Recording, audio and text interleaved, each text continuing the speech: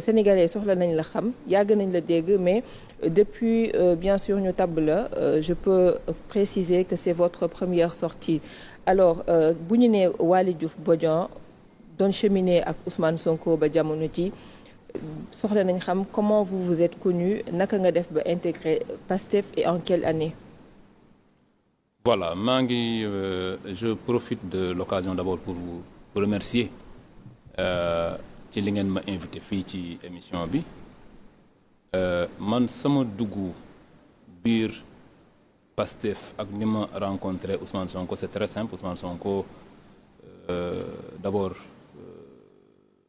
sama xarit la ensuite bokk nañ ñu yàgg cheminer au niveau de l'université de Saint-Louis yàgg na déjà parce que ba ñu fay nekk ak léegi c'était les années 95 96 boobu la ñu fa nekkoon ñu xamante au niveau de l'université après moom mu ñëw je crois moom a njëkk jàll école nationale d'administration bàyyi ma au niveau de l'université man je suis venu je crois moom bi muy def sa deuxième année di pare je me souviens même man jour bi may def oral ENAM mon sac je l'avais confié à Ousmane Sonko donc c'est pour vous dire que yàgg nañu xamante dans ce cadre-là après ñu ñëwaat bokk nekk inspecteur des impôts bu ñu nekkee impôt aussi ñun dañu yegsi ñoom ils étaient là en 2002 je crois ñun bi ñu yegsee 2004 à partir de 2005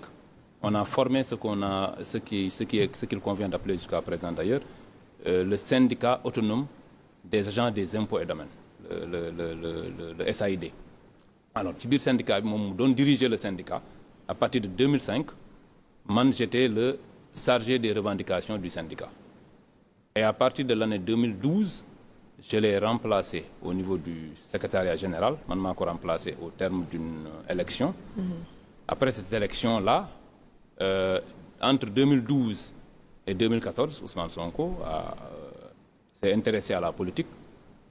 mu ni dafay gars yi ne dañuy former parce que c'était un groupe le noyau du groupe bi formé Pastef c'était des inspecteurs des impôts alors bi ñu formé le parti le 4 janvier 2014 ba ñu koy formé bien évidemment j'étais là mais période boobu il y a 10 ans il y a déjà 10 ans 11 ans oui alors bi ñuy formé parti bi le 4 janvier j'étais là mais période boobu l'option qui était prise c'est que ma bañ cee fës trop parce que tout à fait au départ nous avions peur que nit ñi jàpp ni dañuy jaawatle syndicat des impôts ak parti PASTEF un parti naissant bëgguñu parti bi judd rek ñu ni non ce parti-là c'est un parti qui déjà caporalise un syndicat loolu moo tax bi ñuy créer parti bi tout à fait le premier bureau le COPIL ñun ñi dugguñ ci woon ni moi ni le président actuel Bassirou Diomaye dugguñu woon ci les instances du parti donc noonu laa ci duggee et après je pense que les choses ont continué peu à peu j'étais plutôt en retrait mais dama jàpp ni. ba ban at yow nga intégré parti bi de manière. J'étais là le premier jour mais un peu en retrait je pense que bi ma commencé dëgg-dëgg nag ñëw ci parti bi on peut situer ça en 2016 parce qu'à partir du moment où. Après sa radiation ou mais avant? Oui juste à sa radiation. Parce que là jour ba ñu ko radier le premier geste que j'ai fait mooy j'avais la photo du président de la République dans mon bureau le président Macky Sall.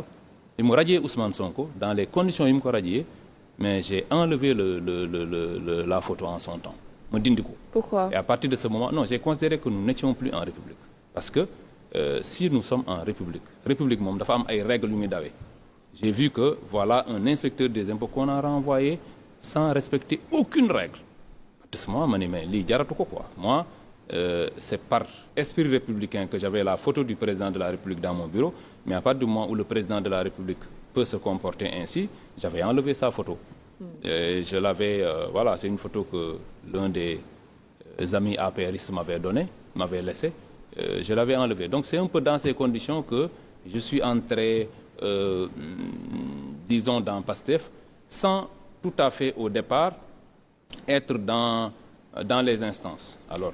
D'accord. Oui.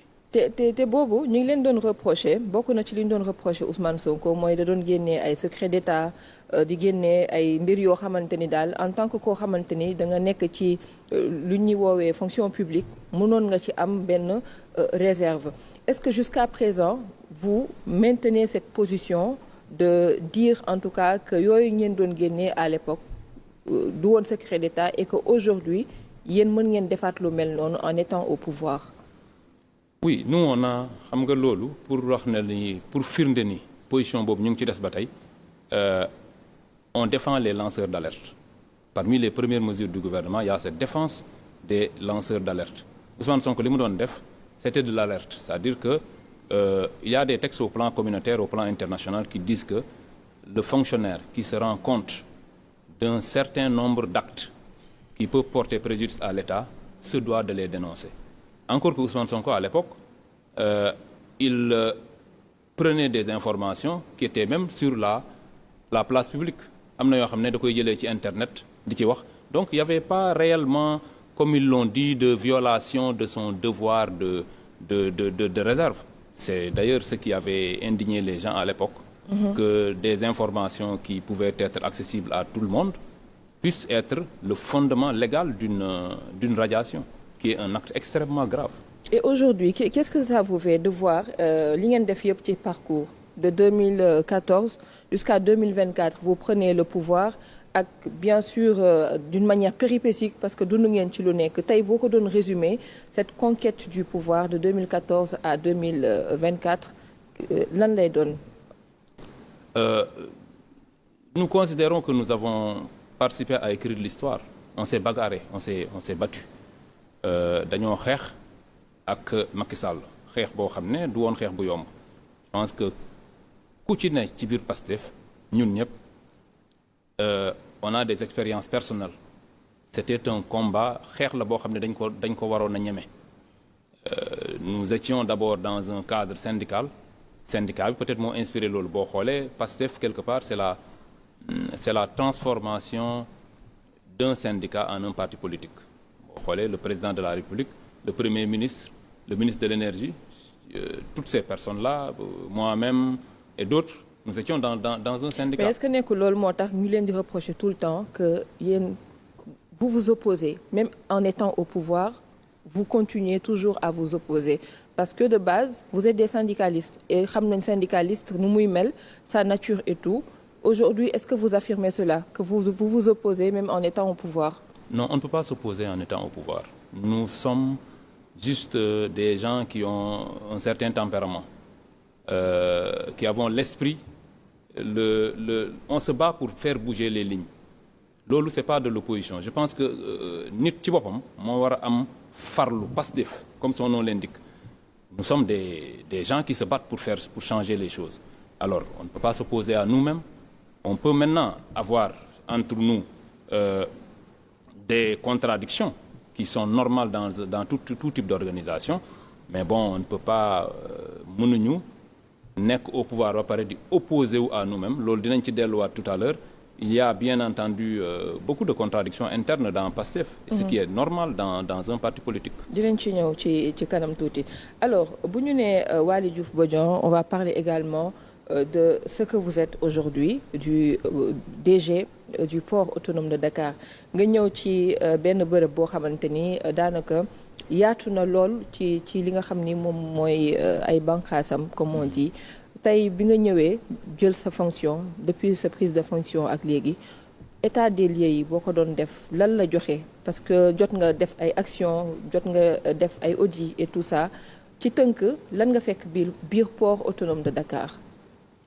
Voilà, port autonome de Dakar man dama fa yegsi avec l'humilité du fonctionnaire. Maanaam c'est un milieu boo xam ne xawma ko. Je suis inspecteur des impôts. Mon métier à moi c'est la fiscalité. C'était un nouveau challenge.